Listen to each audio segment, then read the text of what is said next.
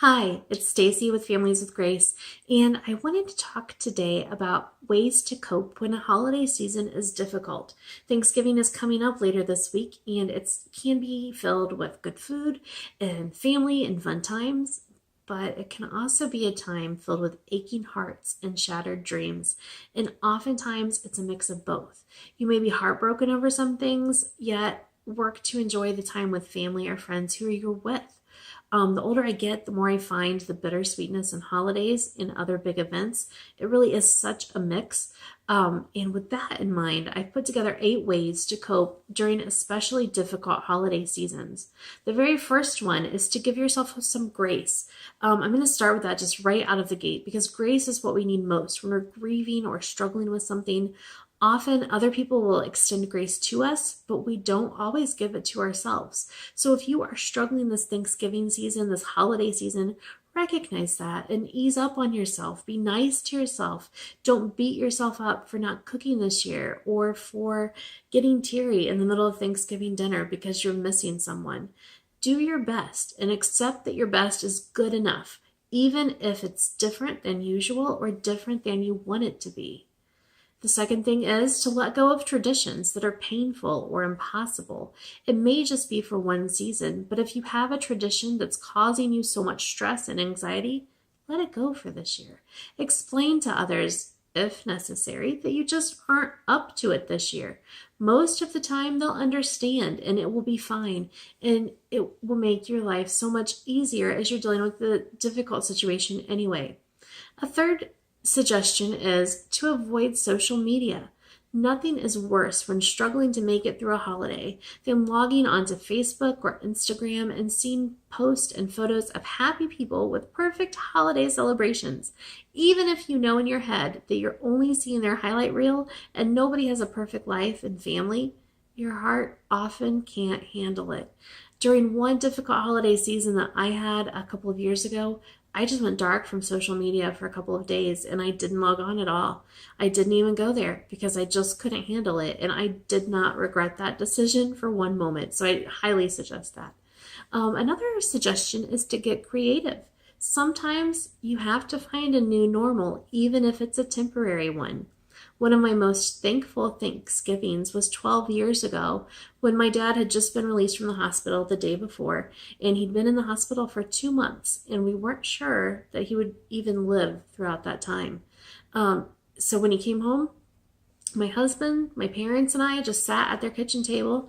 We ate lunch meat sandwiches and potato chips, and we were just grateful that my dad was alive and that he was home, and that simple meal was delicious. So that new normal for that year was just temporary, but it was just the right decision for us for that year, and it was great. Another suggestion, of course, is to pray about it. Praying for help and strength to get through a difficult holiday helps you remember who to turn to and focus on. Prayer can help remind you that God is there. He is with you. He will give you the strength you need. And don't hesitate to ask other people to pray for you as well. Sometimes we don't even know the words to say or what to ask for when we're in the middle of a heartbreak. The prayers of our family and friends can strengthen us so much during those times that we really do need them. I would also suggest that you utilize Bible verses in your own breath prayers throughout the day, throughout the holiday, even throughout the season. Find a Bible verse that comforts you. Maybe it's your favorite verse that you've always loved, or maybe it's a new one. Whatever it is, dwell on it, memorize it, repeat it, and use it. God's word is powerful. And I also encourage you to find a verse that you can turn into a breath prayer. A breath prayer is 1 or 2 sentences that you can say over and over under your breath, almost without thought. A couple of years ago, we were facing a difficult situation with a loved one, and I've always loved the verse from Isaiah 41:10.